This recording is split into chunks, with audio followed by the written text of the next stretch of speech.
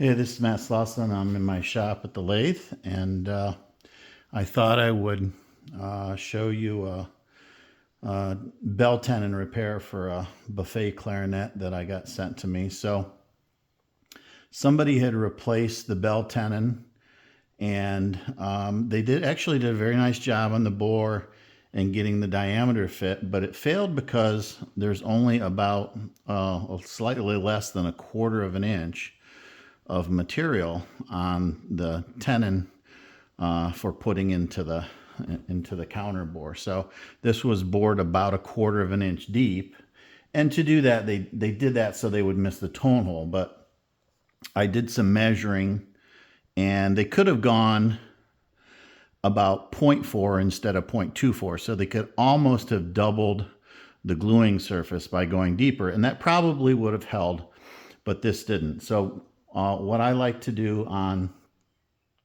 bell tenons, especially on wood clarinets, is I like to thread the tenon in. So I'm not going to actually show the job, but I'm going to show the tooling and the setup that I do and try to explain how I do it. So they had a pretty good fit on here, and actually it's not a terrible fit on here as well.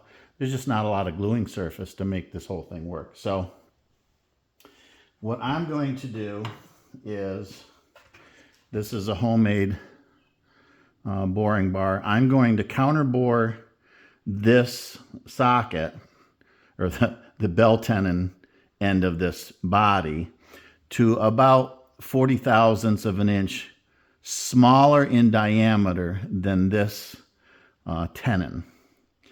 And then what I'm going to do is thread that, and then I'm going to make a new tenon and thread the tenon. And so the reason that's 40 thousandths smaller than this diameter is because I need something for the wood to bite into when I thread it. So it's got to be smaller than this diameter. So I'll do some measuring and figure out what all that is.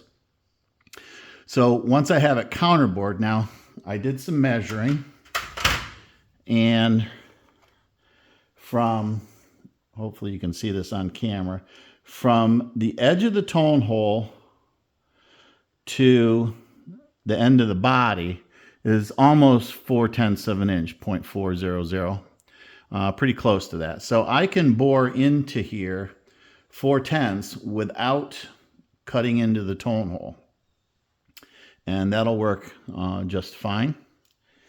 And so after that, what I'm going to do is I'm going to thread this. So I'll show you the threading tools I do. So I thread away from the chuck.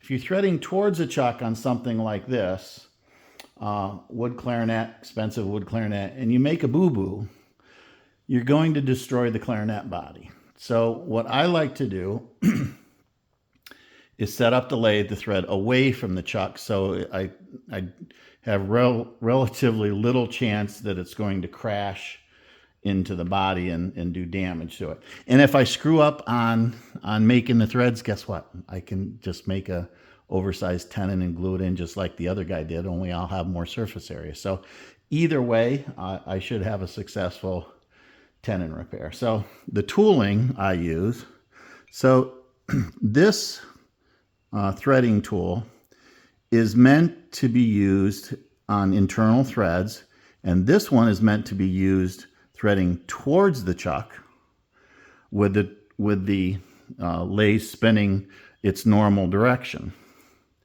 So I can make right-handed threads with this one by spinning it the correct direction, or I can actually make left-handed threads by spinning it the opposite direction, but that's probably going to confuse some people. This tool is meant to be used as an internal threading tool, and I can thread away from the chuck with this one by turning the spindle backwards. So clockwise, as you face the chuck, would be backwards. So I'm going to go out this way to make the threads. So I got some setup to do, and I'll post some pictures of when it's all done, and so you can see what it looks like. But that's the basic setup. Oh, the other thing, the gearbox. I thread, generally speaking, 20 threads per inch. That way I can hit any mark on the thread dial on American-made lathe like this. And so I do 20 threads per inch. I put it in back gear to slow things down so I have time to react. And that's my setup for threading away from the chuck.